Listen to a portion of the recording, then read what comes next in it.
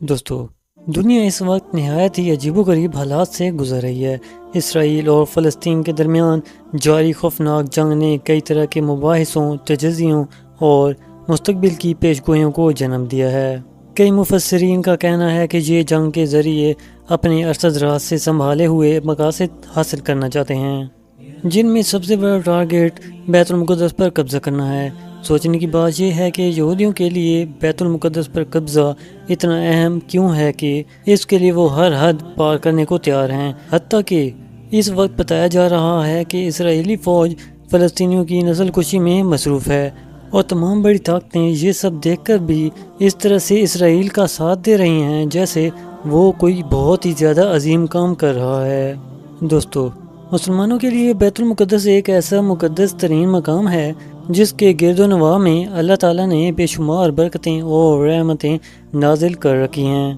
پوری کائنات میں یہ واحد ایسا بابرکت مقام ہے کہ جہاں تمام انبیاء کرام نے حاضری دی، اور معراج کی رات ہمارے پیارے آخری نبی حضرت محمد صلی اللہ علیہ وسلم نے یہاں تمام انبیاء سے ملاقات کی، اور ان تمام انبیاء نے آپ صلی اللہ علیہ وسلم کی امامت میں یہاں نماز ادا کی، جس کے بعد آپ صلی اللہ علیہ وسلم معراج پر تشریف لے گئے تھے۔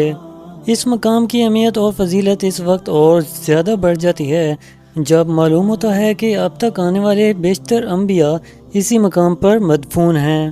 یہی وہ جگہ ہے کہ جس کے بارے میں ہمیں قرآن و حدیث میں بتایا گیا ہے کہ وقت آخر یہی مقام ہوگا جو حق و باطل کا فیصلہ کرے گا۔ یہیں پر تمام عالم اسلام اکٹھے ہو کر پوری دنیا پر غلبہ پا لیں گے۔ لیکن دوستو، بیت المقدس سے متعلق یہ تمام تفصیلات وہ ہیں جن کا تعلق مسلمانوں سے ہے۔ بیت المقدس ایک ایسا مقام ہے جو مسلمانوں کے ساتھ ساتھ دنیا کے تمام باقی مذاہب کے لیے بھی نہایت ہی اہمیت کا حامل ہے۔ مسلمانوں کی طرح ہی یہودی اور عیسائی طبقہ فکر کے لوگ بھی اس مقام کو نہایت ہی عزت اور احترام کی نظر سے دیکھتے ہیں۔ جہاں مسلمان بیت المقدس کو اپنا قبلہ اول ہونے کی حیثیت سے بے حد محبت اور احترام کی نظر سے دیکھتے ہیں، وہیں پر یہودی اس مقام کو اس لیے افضل سمجھتے ہیں کہ ان کے نزدیک یہ وہ مقام ہے جہاں حضرت ابراہیم علیہ السلام نے اپنے بیٹے حضرت اسماعیل علیہ السلام کی قربانی دی تھی، اور یہی وہ مقام ہے جہاں انہوں نے ہیکل سلیمانی تعمیر کیا جو کہ بعد میں تباہ ہو گیا۔ دوسری طرف عیسائیت کے پیروکار بھی بیت المقدس کو اپنے لیے نہایت قابل احترام اور بابرکت مقام مانتے ہیں۔ ان کے عقیدے کے مطابق یہ وہ جگہ ہے جہاں حضرت عیسیٰ علیہ السلام پیدا ہوئے تھے، اور جب دنیا کے خاتمے کا وقت نزدیک ہوگا تو یہی وہ مقام ہوگا جہاں حضرت عیسیٰ علیہ السلام کا نزول ہوگا۔ اب سوال یہ پیدا ہوتا ہے کہ کیا یہ وجوہات کافی ہیں جنہوں نے یہودیوں کو اس نسل کشی پر اکسایا ہے، یا اس کے پیچھے کچھ اور بڑا مقصد ہے جسے وہ حاصل کرنا چاہتے ہیں؟ ان کے لیے بیت المقدس اور یہاں موجود مسجد اقصی پر قبضہ اتنا اہم کیوں ہے، اور اس سلسلے میں ہیکل سلیمانی اور تابوت سکینہ کی کیا اہمیت ہے؟ دوستو، اگر ہیکل سلیمانی کی تاریخ دیکھی جائے تو معلوم ہوتا ہے کہ جب حضرت ابراہیم علیہ السلام کی قوم یعنی بنی اسرائیل کو اللہ نے ہدایت نصیب کی اور انہوں نے رب کائنات کی فرما برداری کی، تو اللہ تعالیٰ نے خوش ہو کر انہیں تابوت سکینہ سے نوازا۔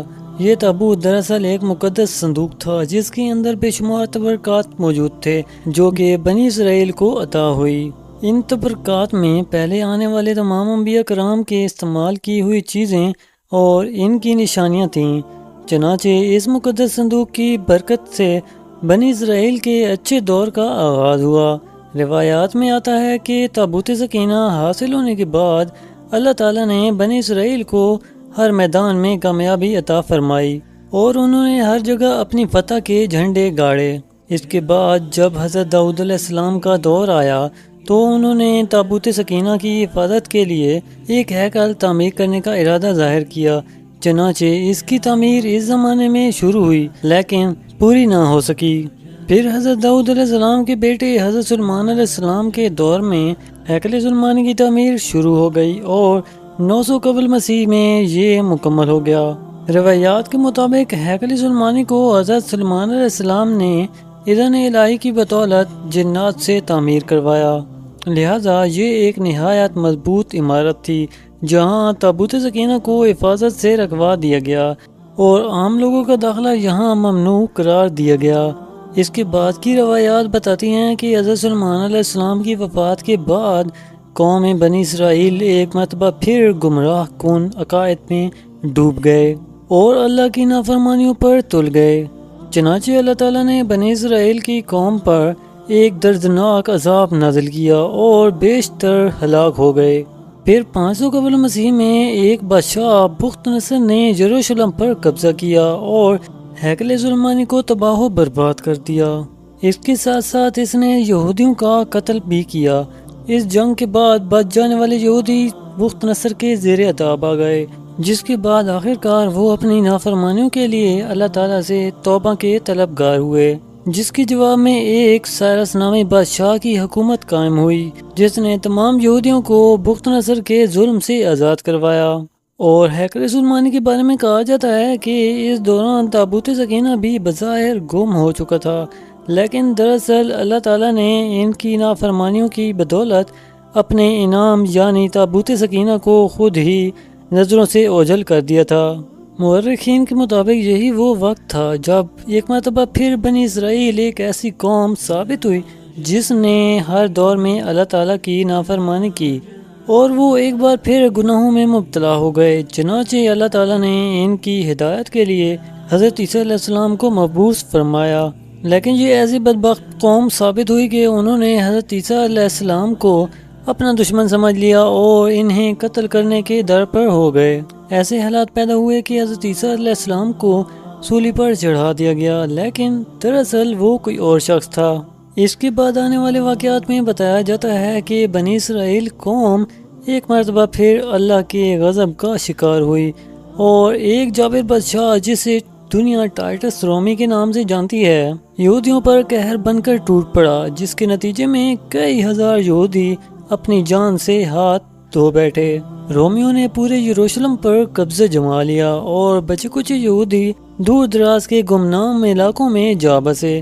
دوستو، اس کے بعد جب دین اسلام کا دور آیا اور حضرت عمر رضی اللہ تعالیٰ عنہ نے یروشلم میں مسجد اقصی کی تعمیر کرائی، یہ وہی مقام تھا جہاں ہیکل سلیمانی موجود تھا اور تابوت سکینہ گم ہوا تھا۔